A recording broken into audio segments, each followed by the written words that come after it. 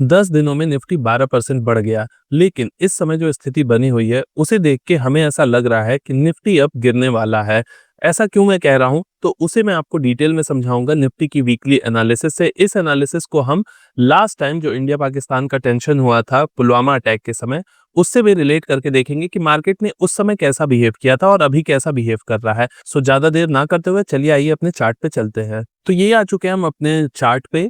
ये जो आप रेक्टेंगल बॉक्स देख रहे हो ये है पुलवामा का पूरा इंसिडेंस। 14 तारीख को 14 फरवरी को अटैक जब हुआ था तो उस समय आप देखते हो कि Nifty was already in a continuous down trend.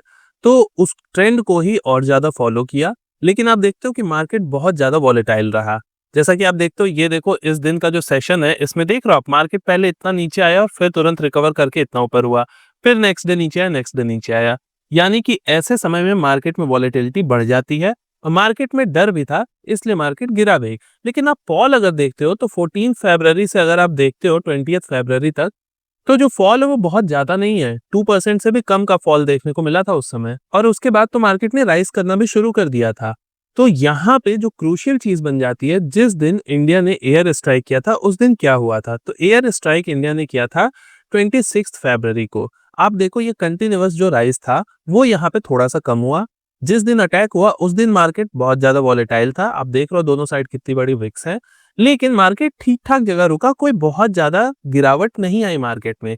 Next day जब पाकिस्तान ने अटैक किया तो भी मार्केट बहुत ज्यादा वॉलेटाइल था, लेकिन मार्केट में कोई बहुत बड़ा फॉल देखने को हमें नहीं मिला। उसके बाद अगर आप देखते हो तो यहाँ पे अभिनंदन कैप्चर हो चुके थे, और जैसे ही अभिनंदन भारत को रिटर्न किए जाते हैं उसके बाद मार्केट बहुत ऊपर चला गया। तो इससे हम क्या समझते हैं कि मार्केट उस समय अगर आप देखते हो तो एक बहुत बड़े डाउनवर्ड फॉल में था पहले ही, और मार्केट रिकवरी के स्टेज में था।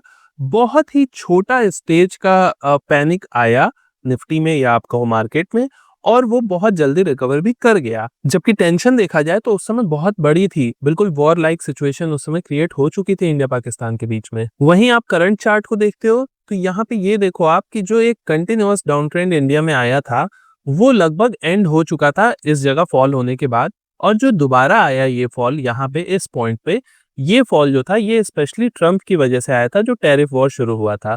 और यहाँ से ये अब यहाँ तक रिकवर कर गया मार्केट, अब ये फिर से फॉल करना शुरू कर चुका है।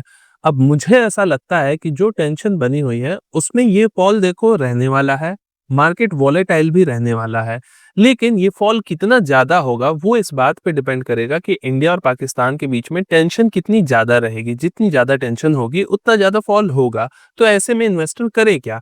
देखो, अगर ये जो चैनल है इस चैनल तक मार्केट गिरता है और फिर वहां से रिवर्स हो जाता है तो एवरीथिंग इज गुड। लेकिन अगर इस चैनल को भी डाउन कर देता है मार्केट, तो फिर सोचने वाली बात होगी। अगर ये चैनल टूट जाता है और मार्केट यहाँ से नीचे आता है तो थोड़ी सी चिंता का विषय जरूर होगा।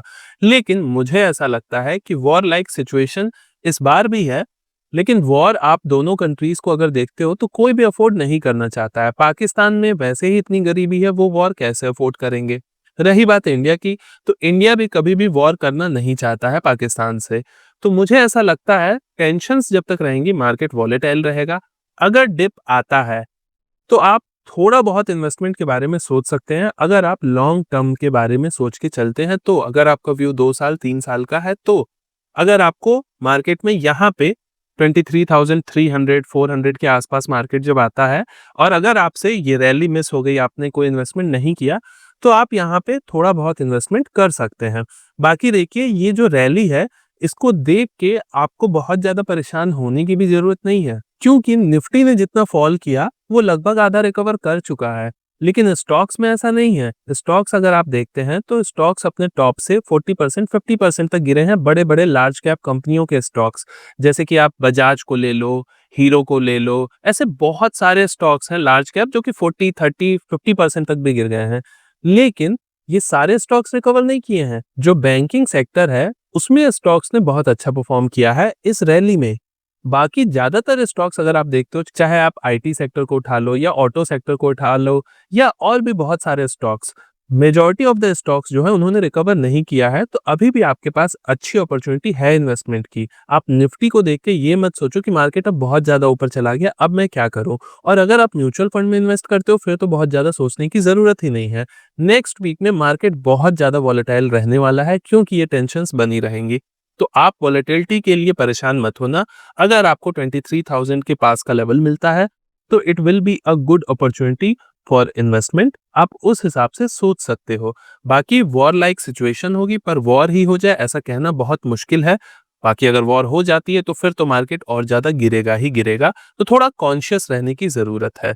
मैं मनीष मिलता हूँ आपसे नेक्स्ट वीक में वीकली एनालिसिस में निफ्टी के। आप इसी तरह के वीडियो देखने के लिए हमारे चैनल को सब्सक्राइब ज़रूर करें। नमस्कार।